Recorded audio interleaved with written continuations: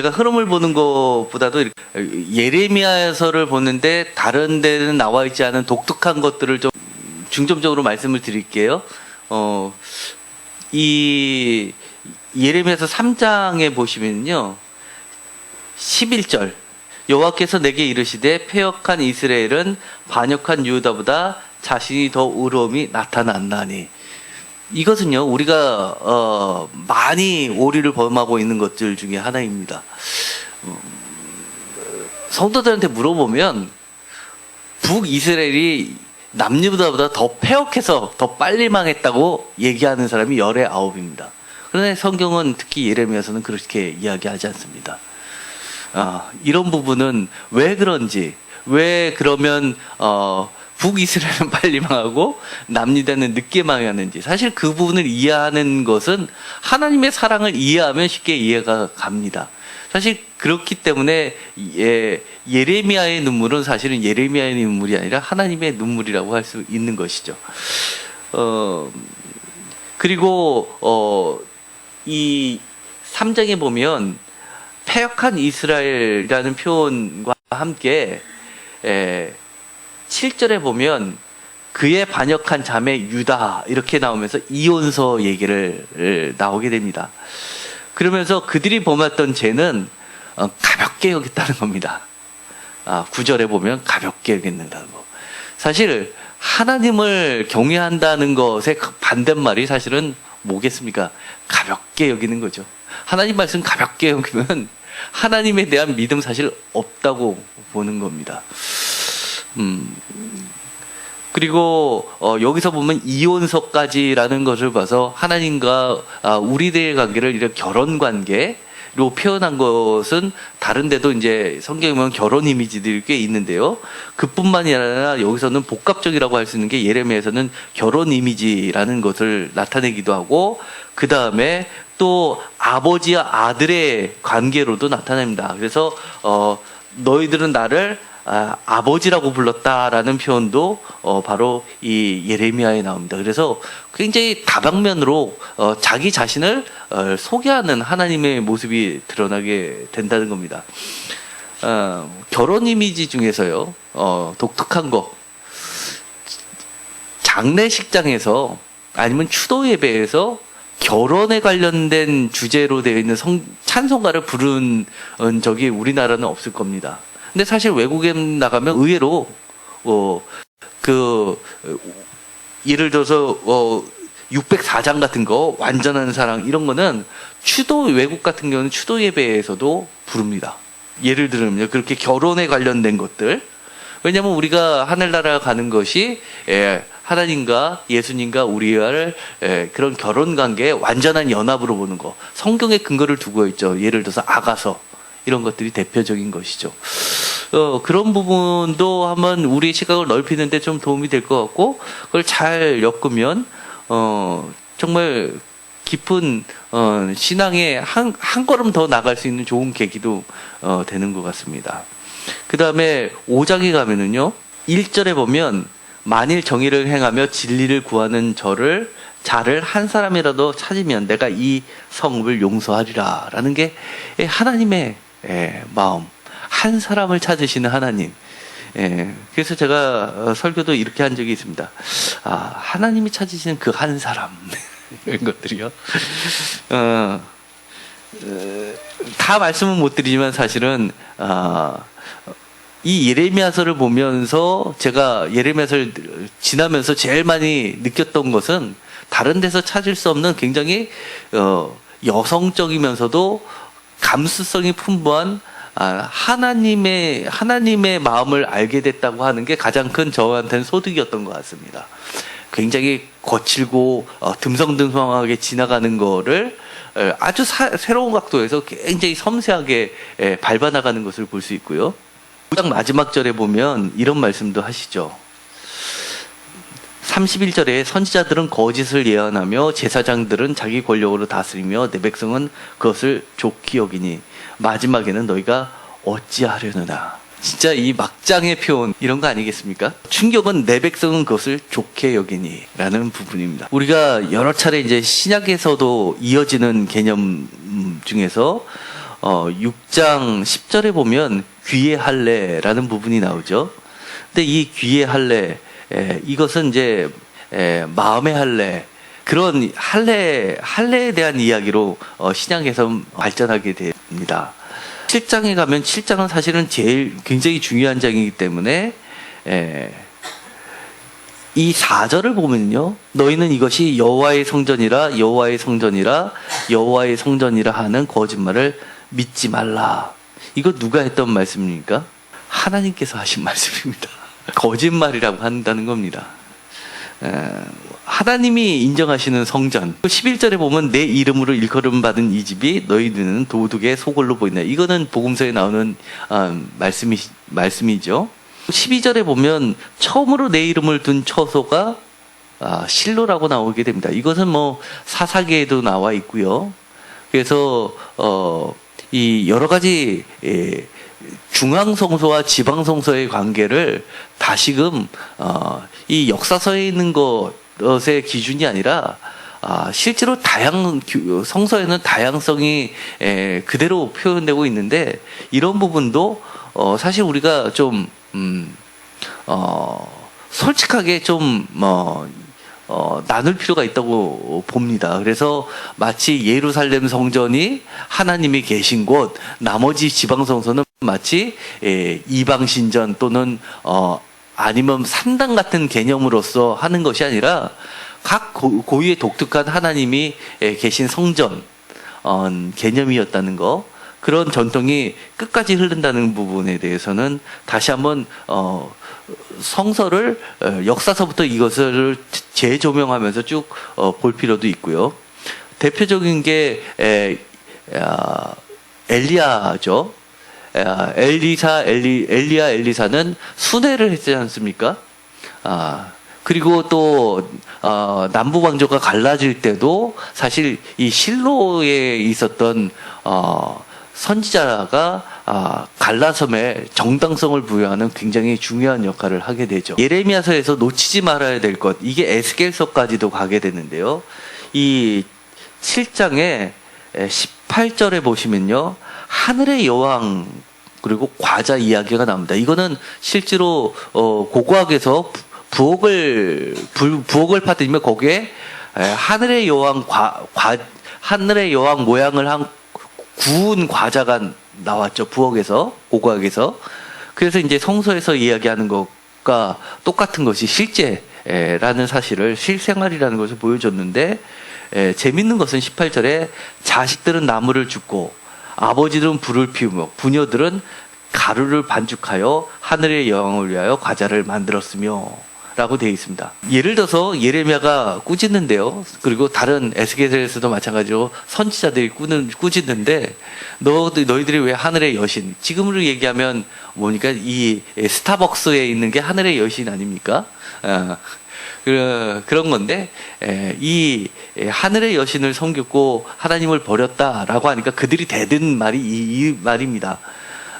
나 혼자만 그런 게 아니라 내가 집안의 어른신 내 남편의 허락을 받아서 했는데 이게 무슨 잘못이라고 선지자가 남을 하느냐라고 대듭니다. 정말 총체적 난국인 것이죠. 이런 부분에 대해서, 이 하늘의 여왕에 대해서도 저도 설교를 한 적이 있는데, 이거는 조금 더 깊이 같이 나누면 좋을 듯 합니다. 7장에서 보면은 도벳이라는 것이 나오시죠. 도벳, 흰놈의 골짜기. 31절, 32절에 나오는데요. 이게 나중에 요한계시록에 가면 게헨나라고 나와 있는 것으로 발전하게 됩니다. 이게 지금으로 우리들이 얘기하는 지옥불, 그런 개념이 되는 것이죠. 이 흰놈의 아들 골짜기는 원래 예루살렘 성전에서, 예루살렘 도시에서 나오는 뭔가 쓰레기들을 태우는, 옛날로 치자면 난지도 같은 개념이었는데, 그것이 왜 거기서 이제 몰락하게 제사를 바치는, 태워서 제사를 바치는 장소가 되었고, 또 그것이 나중에 심판의 장소가 되는 것으로 상징화됩니다.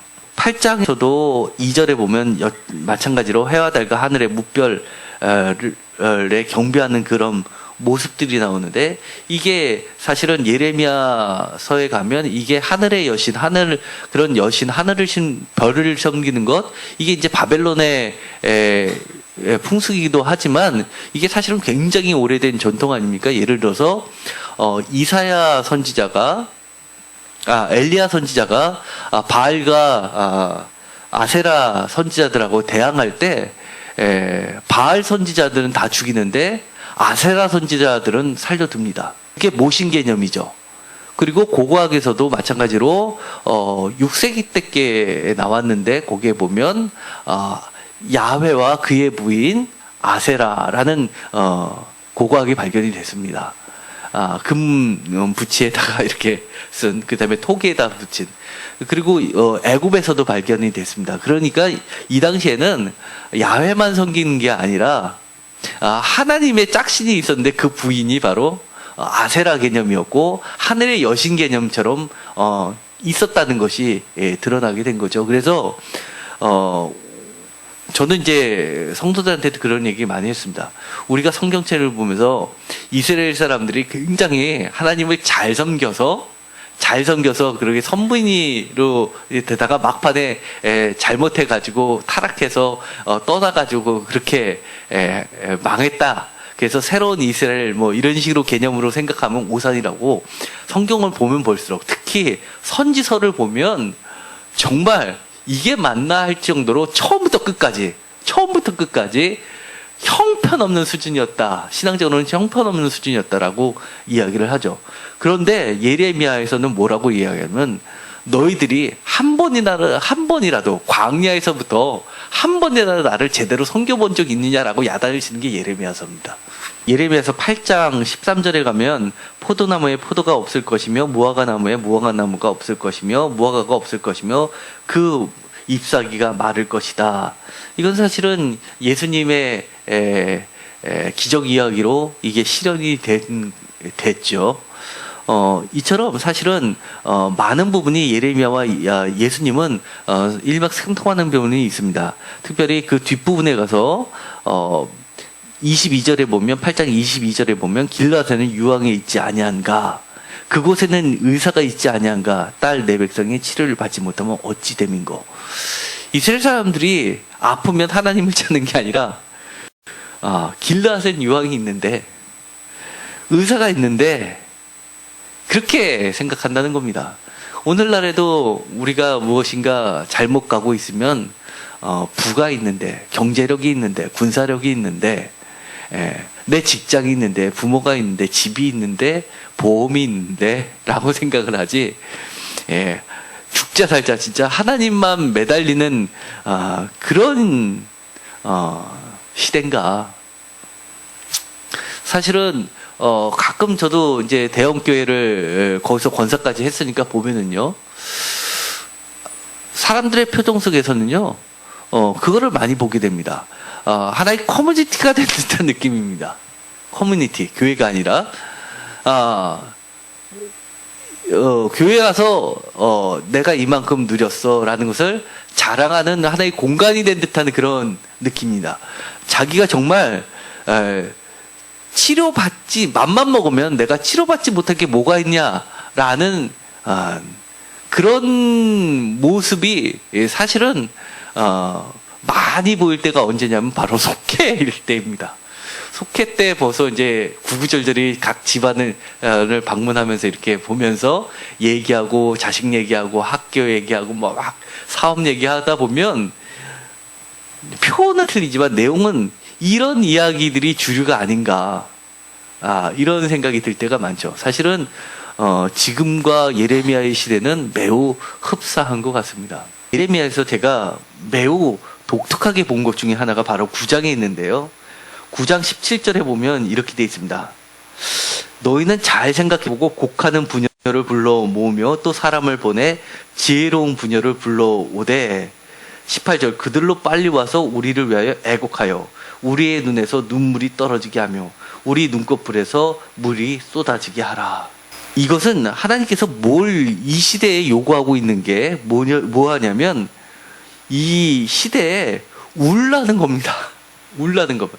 그리고 너희는 곡소리 내게 하는 것을 가르치는 사람이 되라는 겁니다. 어떻게 보면 제가 자신 이 말씀을 읽으면서 많이 생각한 게, 제가 목회를 한다면 어떤 일을 해야 하나, 어떤 사명이 있나라고 생각했을 때, 하나님 앞에서 성도들을 울게 만들면 저는 목회자로서 바로 가는 게 아닌가라는 생각을 결정적으로 했던 겁니다. 많이 이렇게 교회에 오면 무엇인가 해결하고, 문제가 생기면 또 기도해서 해결하고, 이게 자꾸 이게 어떤 문제를 쫓아가면서 해결하고 하는 것은 과정을 통해서 하나님을 알아간다고라고 이야기는 하지만, 그런 그런 과정이 계속해서 반복이 되다 보니까, 그런 문제들이 해결되는 것만 보지, 그것을 통해서, 그게 해결돼서 기쁜 거지, 이것을 해결하는 과정 중에서 내가 하나님을 만났다 라고 하는 것 때문에 기뻐하는 거하고는 점점 멀어지는 것 같은 느낌이 자꾸 드는 겁니다. 그래서 그런 것보다는 차라리 우리가 하나님 앞에서 가슴을 치면서 울게 만드는 목회자가 진짜 목회자가 아닐까, 이런 생각을 좀 하게 됐습니다. 그러면서 하나님께서 23절에 이렇게 얘기합니다. 지혜로운 자는 그의 지혜를 자랑하지 말라. 용사는 그의 용맹을 자랑하지 말라. 부자는 그의 부함을 자랑하지 말라. 자랑한 자는 이것으로 자랑할지니 곧 명철하여 나를 아는 것과 나 여호와는 사랑과 정의와 공의를 땅에 행하는 자인 줄을 깨닫는 것이라. 나는 이 일을 기뻐하고 여호와의 말씀입니다. 우리의 진짜 기쁨은 무엇입니까? 이 기쁨의 목표치를 명확하게 해야 하는 것이 우리의 역할인 것 같다는 생각을 하게 됩니다. 그런데도 불구하고 사람들의 반응이 나오는데요. 10장에 가면 19절에 보면 이렇게 이야기합니다. 슬프다 내 상처에 내가 중상을 당하였도다. 그러나 내가 말하나 이는 참으로 고난이라. 내가 참아야 하리라. 반응이 뭐라고 나오냐면요, 고통을 당했을 때 내가 참아야 하리라 라고 반응한다는 겁니다. 내가 하나님을 찾아야 한다 라고 반응하는 게 아니라, 이거 내가 참으면 되지. 인생을 살다가 사업이 흔들리고 건강이 무너지고 하면 이거는 뭐 세상이 다 이런 건데 내가 이거를 다스리면 되지 라고 생각하게 된다는, 그런 게 보편화된다는 겁니다. 하나님은 그런 과정을 통해서 바로 그 전절인 18절에 괴롭게 하셔서 깨닫기를 원하시는데, 깨닫는 게 아니라 참아야 된다고 이야기하는 사람들의 이 완악함 속에서 하나님의 마음과 우리 사람들의 마음 속에 얼마나 큰 괴리감을 느끼는지, 이런 것들을 다시 한번 보게 됩니다. 그래서 어떻게 보면 예레미야서는 딴 거보다는 하나님의 마음을 많이 좀 알아가는 성경책인 것 같습니다. 다른 것보다도 어떤 기적이 나오는 거나 어떤 특별한 말씀이 나오는 것이 아니라, 우리가 사랑하는 부인을 대할 때 어떻게 하면 저 부인이 내가 생각지도 못하게 더 심하게 이렇게 상처를 받고 속상해하고, 이런 소소한 거지만 그런 거를 통해서 다시 또 더 사랑이 깊어지는 것처럼, 하나님은 참 외로우셨겠구나라는 생각을 너무 많이 하게 하는 게 사실 예레미야서입니다. 그래서 제가 예레미야서를 보고 나서는 하나님의 마음은 어떨까라는 것을 굉장히 많이 생각하게 만든 그런 성경이었던 것 같습니다. 10장 23절에 보면 여호와여 내가 알거냐 사람의 길이 자신에게 있지 아니하니 걸음을 지도함이 걷는 자에게 있지 아니합니다. 이런 거를 보시면은요, 굉장히 많이 듣던 말씀이 예레미야에서 대고 나옵니다. 그래서 심지어 저도 예레미야서와 이사야서와 공통되는 문구들, 그다음에 다른 선지서와 공통된 문구들, 시편에 대해서 공통된 문구들을 좀 이렇게 정리를 해가지고 그거를 비교하면서 했었던 것이 있습니다. 그런데 사실 학문적으로는 이런 것들 때문에 이 예레미야서가 다른 후대에 편집돼서 붙여진 것이 많다라고 보는 이유들 중에 하나입니다. 너무나 똑같은 문구들이 곳곳에 있다 보니까 다른 성경 본문들을 가져와서 많이 붙였다고 보는 게 이제 예레미야서의 편집설인데, 사실 그런 것보다도 우리 목회자 입장에서는 이처럼 곳곳에 숨어 있는 하나님의 그런 마음을 읽어 나가게 하는 그런 것들에 좀 더 초점을 맞춰서 이야기하면 좋을 듯합니다. 또 한 가지 특징은요, 예를 들어서 11장을 보더라도 같은 말이 강조하고 싶으신 거는 계속해서 반복을 합니다. 예를 들어서 11장에 보면은 3절에도 언약, 4절에도 언약, 5절에도 언약, 6절에도 언약, 이런 식으로 그 다음에 8절에도 언약, 10절에도 언약, 이런 식으로 예레미야서가 여기 이 언약뿐만 아니라 다른 장을 가더라도 계속 반복되는 말이 있는데, 그것들만 밑줄을 쳐놓고 보면 사실 그 장에서 중점적으로 얘기하고자 하는 것들이라는 것을 쉽게 알 수 있는 특징을 갖고 있는 특징을 또한 갖고 있습니다. 아까 얘기했듯이 마음의 할례와 관련된 거 비슷한 이야기들도 합니다. 예를 들어서 11장 20절에 공의로 판단하시며 사람의 마음을 감찰하시는 만군의 여호와여 나의 원통함을 주께 아뢰었사오니 해서 마음을 다른 것보다 굉장히 중시하는 것을 볼 수 있는데, 12장 2절에서도 그들의 입은 주께 가까우나 그들의 마음은 머니다, 이렇게 마음 관련된 것에 많이 두고 있습니다. 사실은 각주되어 있고 1번 되어 있고 밑에 보면 히브리어는 콩팥 되어 있는데요, 이거는 실제로는 콩팥입니다. 그런데 이것이 번역을 마음으로 했을 뿐인데, 우리가 레위기에 보면 콩팥을 태우는 걸로 되어 있죠. 그 이야기는 하나님께 마음을 바친다는 이야기입니다. 콩팥을 왜 태우냐고 그러시는 분들이 꽤 있는데요, 그거는 마음을 전적으로 하나님께 바친다는 그런 표현을 갖고 있는 거죠. 13정에는요, 이 허리띠 비유가 나옵니다. 이거는요, 굉장히 재밌습니다. 그리고 의미하는 것도 크고요. 이 예레미야는 다른 데에서 찾아보기 어려울 정도로 이런 비유 얘기가 굉장히 많이 들어 있습니다. 사실 그거 각각을 가지고 한 편씩 이렇게 설교를 하면 좋은데요, 이 허리띠의 비유는요, 11절에 나와 있는 것처럼 바로 속했다라는, 내 소유다라는 개념을 갖고 있습니다. 그래서 내가 이 띠가 사람의 허리띠에 속한 같이 내가 이스라엘 온 집과 유다 온 집으로 내게 속하게 하여 그들로 내 백성이 되게 하며 내 이름과 영예와 영광이 되게 하였다라는 부분입니다. 그래서 우리도 사실은 하나님께 속하였다라고 한다면 우리가 하나님의 띠에 묶여져 있어야 되는데, 사실 이것이 그렇지 않다면은 사실 우리의 근거가 없어지는 거라 할 수 있는 것이죠. 또 예레미야에서도 중시하는 게 이 마음과 관련하여서 15절 보면 교만입니다. 사실 허리띠하고도 관련되어 있는데요, 이 교만이 그 허리띠를 썩게 만든다라는 만들고, 15절에 보면은 교만하지 말지어다 라고 하면서 17절에 나의 심령이 너희 교만으로 말미암아 음문는 것에서 울 것이며 눈물을 흘려 통곡하리라 라고 하면서, 저도 이렇게 보면 신앙생활에서 제일 큰 적이 뭐냐라고 하면 교만인 것 같습니다. 교만하면 그건 방법이 없는 것 같습니다. 지식적으로도 많이 알고 신앙적으로도 경륜이 쌓였는데도 불구하고 정말 초신자보다도 못한 건 교만인 것 같습니다. 14장에 가면요, 선지자에 대한 이야기가 나오게 되는데요, 선지자 14절에 여호와께서 내게 이르시되 선지자들이 내 이름으로 거짓 예언을 하였도다. 나는 그들을 보내지 아니하였고 라고 하면서 거짓 예언자들에 대해서 책망을 하십니다. 그래서 예언자들, 하나님의 말씀을 예언하는데 거짓 예언하는 것들에 대해서 하나님께서 반드시 심판하겠다고 이야기를 하십니다.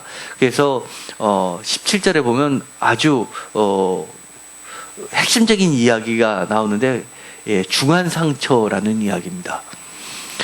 이 중한 상처, 이것이 아까도 얘기했지만 길르앗 7호 이야기가 나오는데 여기서도 또 반복이 됩니다. 그러면서 19절에도 치료받기를 기다리나 두려운 마음 보나이다 이렇게 이야기를 하고요. 반대로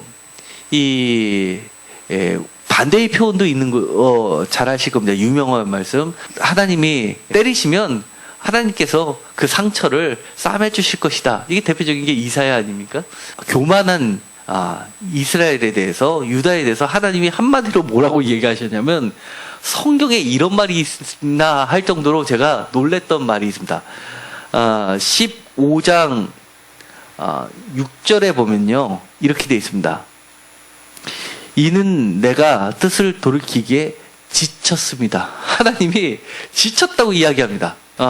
저는 이걸 보고 참 충격을 사실은 먹었습니다. 야, 하나님도 지치시는구나. 16절에 보면 이렇게 되어 있습니다. 나는 주의 이름으로 일컬음을 받는 자라. 내가 주의 말씀을 얻어먹었사오니 주의 말씀은 내게 기쁨과 내 마음의 즐거움이오나. 17절 내가 기뻐하는 자의 모임 가운데 앉지하며 즐거워하지도 아니하고 주의 손에 붙들러 홀로 앉았사오니 이는 주께서 분노로 내게 채우셨음이니라. 18절 나의 고통이 계속하여 상처가 중하여 낫지 아니하면 어찌 됨이니까. 주께서는 내게 대답하여 물이 말라서 속이는 시내 같으시리까. 이것은 예레미야가 따지는 겁니다. 하나님 앞에. 하나님 앞에 뭐라고 따지냐면 속이는 시내라고 따지는 겁니다. 이스라엘에 가면은 건기 때는 말라 있다가 우기 때는 확 넘쳐오르는 그런 와디라는 것이 있습니다. 정말 그것을 속이는 시내라고 하죠. 이 시편 23편에 보면 이런 말씀이 있습니다. 푸른 초장에 놓이시며와 거의 맘먹는 표현, 쉴만한 물가로. 단순히 물가는 이해가 안 되는데 쉴만한 물가라고 하는 겁니다. 더운 지방이니까 당연히 양을 먹일 때 물가를 찾아가서 먹이면 되지. 왜 예를 들어서 시원한 물가, 아니면 안전한 물가 이래야 될 텐데 왜 쉴만한 물가라고 했을까가 전 참 궁금했었습니다. 건기 때는 이게 평지인 것 같은데, 그리고 아니면 조그만 물 웅덩이가 있는데 저기가 괜찮을 것 같아서 양을 데리고 거기 가서 물을 먹고 있는데 갑자기 비가 확 내려가지고 급물살로 해서 내려올 때는 요만한 웅덩이가 강처럼 불어나가지고 다 휩쓸려 가게 되는데, 그 지역을 모르는 목동 같은 경우는 양을 다 잃고 맙니다. 본인도 생명을 잃어버리고. 그래서 물가도 중요하지만 중요한 게 이것이 정말 쉴만한 물가인지 쉴만하지 않은 물가인지를 아는 것이 이스라엘에서는 중요한 목동의 자질이라고 합니다. 속이는 시내, 괜찮을 것 같은 시내인데 하나님께서 사명을 주시고 그래서 내가 사명 감당을 했는데 막상 해보니 자꾸 내가 뭔가 말려드는 듯한 느낌, 내가 더 꼬이는 것 같은 느낌, 하나님의 말씀을 전했을 때 뭔가 하나님의 뜻이 성취되는 것 같은 느낌이 나는 게 아니라 거꾸로 이건 더 상황이 악화되는 것 같은 느낌이 들고, 하나님의 말씀을 선포하고 저 사람을 위해서 진짜 진심으로 기도하고 말씀을 나누면 뭔가 회개하고 변화가 될 줄 알았는데 그 말을 하고 나니까 더 악화되고 더 교만해지고 더 뒤로 가고, 하나님은 왜 나한테 저런 말씀을 하라고 했나? 하나님 속이는 시내 같지 않은가? 라고 든다는 겁니다. 근데 하나님이 뭐라고 말씀하시냐면 19절에 너는 나의 입이 될 것이다. 아주 단순 명쾌합니다. 사실 그것만 된 겁니다. 우리는 너무 많은 것들을 생각하지 않나 이런 생각도 듭니다. 16절에 보면, 16장에 들어가면요, 이 예레미야 선지자가 하나님의 입이 되기 위해서 하나님이 명령하신 게 세 가지가 나옵니다. 2절에 보면 아내를 맞이하지 말라. 두 번째, 자녀를 두지 말라. 세 번째, 초상집에 들어가지 말라. 거기서 통곡하지 말라. 애곡하지 말라. 때로는요, 우리가 정말 이해 안 가는 규정을, 조건을 하나님께서 요구하시는 경우가 있습니다. 8절에 너는 잔치집에 들어서 그들과 함께 앉아나 먹거나 마시지 말라. 이거는 아까 세 번째 5절에 있는 말씀하고 경조사에 관련돼서 똑같은 반대의 표현이 될 수 있습니다. 그런데 왜 이렇게 했냐면 정말 울어야 할 것에, 정말 기뻐해야 될 것에, 정말 내가 속해야 될 것에, 그리고 정말 내가 가치를 두어야 될 곳에 두어야 하는 것이 이런 우리 말씀 사명자의 역할이라는 것을 다시 한번 이야기하시는 것이 됩니다. 14절에 보면요, 예레미야서 16장 14절에 보면 애굽 땅에서 인도해내신 여호와 하면서 북경 땅과 쫓겨났던 모든 나라에서 인도해내신 여호와께서 살아계심을 두고 맹세하면서, 그러면서 다시금 배나 갚을 것이다 라고 하면서 회복을 이야기하시는데요. 아까 이제 신 목사님이 말씀하신 것처럼 회복이냐 구원이냐, 어떤 것이 더 근접한, 비슷하지만 보다 정확한 핵심 주제가 될 수 있느냐라고 한다면 저는 회복보다는 구원에 있습니다. 왜냐하면 구약 전체에서 회복보다는 구원이 더 큰 개념이긴 합니다. 그리고 보다 포괄적인 개념이기 때문에 사실은 저는 그래서 회복으로 보기에는 하나님의 그 크신 뜻이 다 담겨지지 못한 부분이 있는 것 같습니다. 그래서 저는 회복보다는 조금 더 큰 개념인 구원이라는 부분에다가 조금 더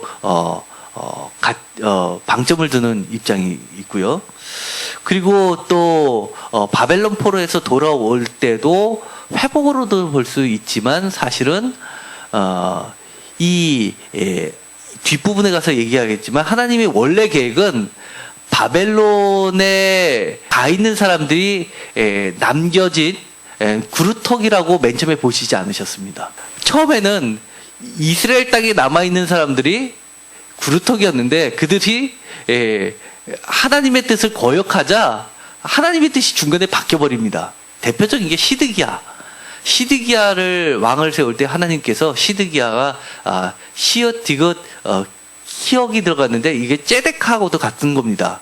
야는 시드기야에서 야는 야훼를 얘기하고 하나님은 공의시다, 정의시다 해서 원래 하나님의 계획은 시드기야를 세우면서 그 이스라엘이 거기서 회복되기를 원하셨는데 시드기야가 하나님을 배반합니다. 하나님을 배반했다는 게 다른 게 아니라 하나님의 말씀을 순종하지 않았던 겁니다. 그러자 하나님의 계획이 바뀌십니다. 그래서 제가 장로교에서 이야기하는 것처럼 예정론, 성경에는 예정론이라는 게 없습니다. 하나님은 지쳤다. 하나님이 지쳤다가 말이 되느냐라고 했지만 성경에 있듯이 하나님은 우리 인격적으로 굉장히 상황에 따라서 마음이 바뀌어지시기도 한다는 겁니다. 그래서 결국은 에스겔처럼 이렇게 끌려갔다가 돌아오는 사람들에게 하나님이 이런 구원의 역사를 옮겨 놓으신 것이 나중엔 돼버립니다. 그래서 예레미야가 왜 가지 않았을까라고 생각했을 때 예레미야는 자기 자신도 그렇게 나중에는 선포를 하고 했지만 그것을 자기는 원치도 않았던 겁니다. 하나님이 하라고 해서 선포를 했을 뿐인데 그것이 실제로 발생하는 것을 보고 그것을 감당하지 못할 정도로 아팠던 것 같습니다. 그래서 결국 그 본인은 남아있겠다고 이야기를 합니다. 그런데 그게 이제 그달랴 나오고 이스마엘 나오고 그 뒷부분인데 이상하리만큼 이 예레미야가 남아있겠다라고 하면서 이 바벨론으로 가지 않고 이스라엘 땅에 남아있을 때부터 그리고 애굽으로 끌려가기 전까지 상당한 기간 동안에 10몇 년이란 기간 동안에는 하나님의 말씀이 임하지 않습니다. 성경을 보면 임하지 않았다 이렇게 표현이 안 되어 있고 하나님의 말씀이 임하니다라고 해서 뚝 끊치고 다시 여호와의 말씀이 임하니다라고 시작된 게 애굽으로 끌려가서 그때서 임하기 시작합니다. 그만큼 그 중간에는 빈 공간이 생겼다는 겁니다. 그렇다는 얘기는 사실은 예레미야도 하나님의 말씀이 선포됐듯이 본인도 바벨론에 가서 그 공동체와 같이 무엇인가 하나님의 뜻을 이뤘어야 되는데 예레미야는 그렇게 하지 않았고 결국 하나님의 말씀이 중단되는 사태가 벌어지지 않았나라고 저는 행간을 읽었던 겁니다. 예, 왔다 갔다 합니다. 이게 그러니까 하나님의 뜻이 바뀝니다. 여기서는 이렇게 했는데 그들이 또 하나님을 배반하니까 결국은 이게 그쪽에 있는 대로 옮겨지게 된 거죠. 끊임없이 하나님은 그때 달라진 그 상황 속에서 또 거기서도 여전히 구원의 손길을 계속 끊임없이 내보내시는 그런 모습을 보이는 거죠. 그게 다른 데보다도 철저하게 예레미야에서는 많이 드러납니다. 끌려간 거죠. 그들이 여기 성경에 보면 끌고 갔다고 되어 있죠. 왜냐하면 예레미야를 끌고 가야지만 그들이 이 애굽에서 존속할 수 있었던 겁니다. 상징적으로 예레미야하고 바룩을 데리고 가야지만 자기네들이 애굽에서 살 수 있는 길이 있었고 17장에 보면은요 16절에 보면 목자의 직분이라는 게 나오는데요. 제가 아주 좋아하는 말씀이 나옵니다. 13절에 생수의 근원이신 여호와, 13절에 이스라엘의 소망이신 여호와. 제가 너무 좋아하는 말씀입니다. 생수의 근원이신 여호와. 성경을 읽다 보면 이게 서술어처럼 풀이되어 있는 것들이 있습니다. 예를 들어서 여호와는 정의로우시니라고 하지만 몰트만 같은 사람은 이렇게 이야기합니다. 야훼의 또 다른 이름은 정의다. 히브리 원어를 보면 사실은 우리가 많이 이렇게 서술어식으로 되어 있지만 사실은 그게 타이틀인 경우들이 많습니다. 대표적이게 지극히 높으신 하나님, 지극히 높으신 엘론이라는 것도 사실은 수식어처럼 우리는 이해하지만 그 엘론 그 자체가 존귀하신 분, 이게 우리 야훼 또는 엘로힘 이런 것처럼 하나의 그 명칭인 것이죠. 그런 부분들은 조금 기억하실 필요가 있고요. 그래서 생수의 근원도 여호와의 또 다른 이름이고 정의도 여호와의 또 다른 이름입니다. 그래서 제가 16절을 근거로 해가지고 예레미야서에서 계속해서 반복되는 게 목자에 의해도 반복이 돼서 정말 목자, 참 목자에 대해서 제가 송구영신 예배 때 이 목자를 예레미야와 목자와의 관계를 해가지고 다른 에스겔에서 좀 도움을 받고 해서 설교한 적도 있습니다. 19절부터는 안식일을 거룩하게 하라라는 이야기가 나오는데요. 안식일에 대해서 이스라엘 사람들은 어떻게 생각하냐면 빨리 안식일이 끝나야지 내가 장사할 수 있는데 라고 생각하는 그런 이야기가 나오게 됩니다. 오늘날에도 비슷하죠. 이 안식일이 여러 가지로 걸림되는, 주일이 여러 가지로 걸림돌이 되는 분들 많죠. 그런데 저는 그렇게 생각합니다. 앞으로는 이게 근본주의자처럼 들릴지는 모르겠지만 그 부분에 대해서는 우리가 과연 양보를 해야 되느냐 말아야 되느냐 이 부분에 대해서는 좀 단호할 필요가 있지 않나라는 생각이 듭니다. 만약에 그게 단호하게 나간다면 성도의 수가 줄겠죠. 그런데 하나님께서 이 예레미야서를 통해서 특별히 이것이 구체적으로 너희 잘못이다라고 꼬집는 몇 가지를 보면요, 대단한 걸 갖고 이야기하시는 게 아니라 아주 기본적인 거를 가지고 이야기하시는 부분들이 많이 나오게 됩니다. 그 대표적인 게 바로 이 안식일 문제가 되겠죠. 그러면서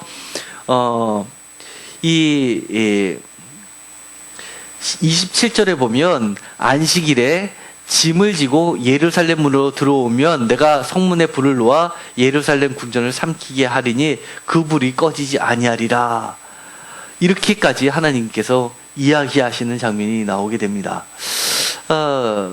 그래서 저는 뭐 신앙을 갖고 뭐 돈을 벌여서 그걸 가지고 하나님 뭐 특별한 선교 사업을 하고서 무슨 대단한 뭐를 하는 것보다는 그런 거 안 해도, 비록 헌금을 덜 드려도, 아니면 헌금을 못 드려도 가장 기본적인 거를 좀 강조하고 그것을 좌표로, 우리 신앙의 좌표로 세우는 것, 그런 작업들, 그런 게 무엇보다도 소중한데, 우리 점점 다양화되다 보니까 목회자 자신조차도 그런 부분들은 좀 피해 나가고 언급도 덜 하게 되고, 어느 정도 자꾸 사람들하고 타협해 나가는 게 아닌가, 이렇게 생각이 들게 됩니다. 결국은 18장에 보면 토기장이 비유가 나옵니다. 그래서 이 토기장이 비유를 통해서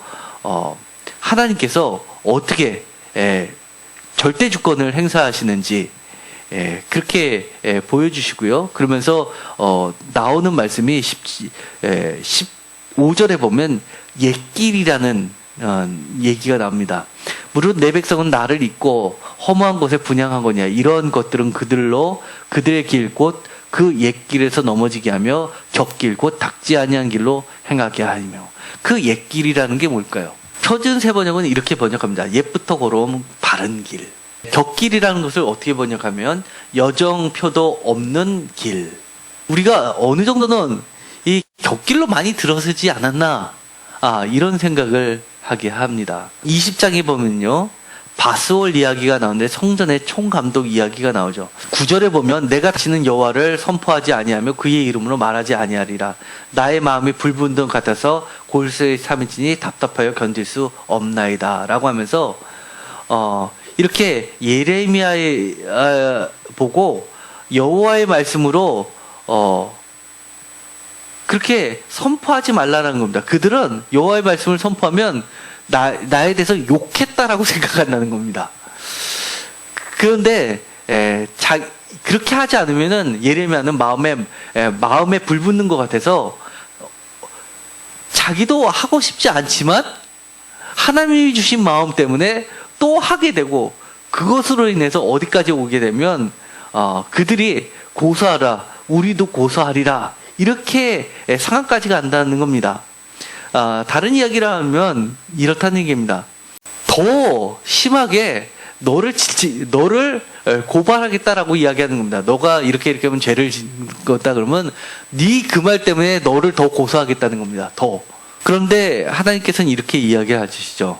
8절에 보면, 21장 8절에 보면 생명의 길과 사망의 길을 두었다라는 것. 거기다 더 나아가서 하나님이 이런 말을 하셨을까 할 정도의 말이 나옵니다. 13절에 나는 내 대적이다. 하나님이 우리의 대적이라는 거예요. 우리가 이스라엘 사람들이, 남유다 사람들이 어떻게 생각하냐면 내가 하나님을 믿는다라고 이렇게 얘기하는데, 그것도 제사장, 하나님을 잘 믿도록 섬기게 하는 사람들을 한테 하나님이 뭐라고 이야기하면 하나님이 너의 대적이다, 이렇게 얘기하는 겁니다. 어마어마하죠. 제가 만약에 저는 하나님을 전한다고 하는데 어느 날 갑자기 하나님이 내가 네 대적이야 라고 한다면 어떻겠습니까? 사실은 우리가 하고 있는 것, 우리가 지금 섬기고 있고 우리가 옳다라고 하고 있는 것들, 그리고 성경에서 이야기하는 것과 지금 현실 속에 존재하는 한국의 기독교라는 범위, 쫓기는 감리교라는 범위가 어떤 부분에 대해서는 하나님의 대적이 되고 있는 부분이 있지 않나. 하나님이 하신 말씀이 있습니다. 22장 21절에 보면요, 습관이란 말을 하십니다. 내가 어려서부터 내 목소리를 청종하니 아님이 내 습관이다. 이게 무슨 말입니다. 한 번도 내 말을 지켜본 적이 없다고 이야기를 하시는 겁니다. 그리고 22장부터 24절부터 이제 왕의 이야기를 하는데요. 예를 들어서 여호와김의 아들 고니야라고 나오죠. 여고냐라고도 하고요. 그런데 내 오른손에 인장반지다 라는 표현이 나오고요. 22장부터는 아까 그 도표에서도 봤듯이 여기 보시면요, 왕들의 이야기가 쭉 나오는데 22장부터 대거 몰려 있습니다. 보이시죠? 그렇기 때문에 22장부터는 좀 옆에 뭔가를 두고 나서 이렇게 이런 자료를 갖고 같이 참고해서 보시면 좀 쉬울 듯합니다. 그런데 제가 아까도 말씀드렸듯이 예를 들어서 27장 1절입니다.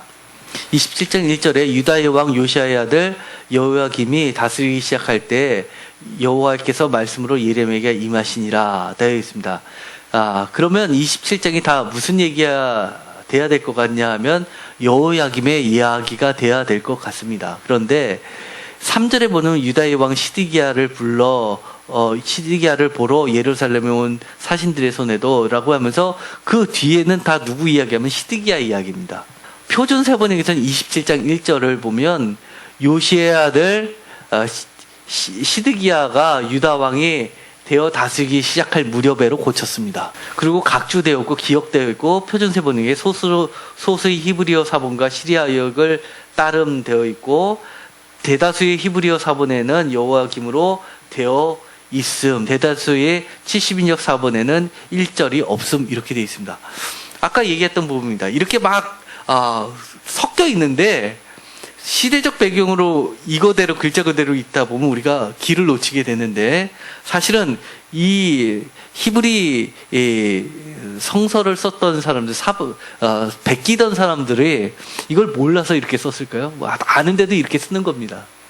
하나님의 거룩한 성경에 손을 대는 것은 자기의 목숨을 거는 행동이었기 때문에 알면서도 이렇게 쓰는 겁니다.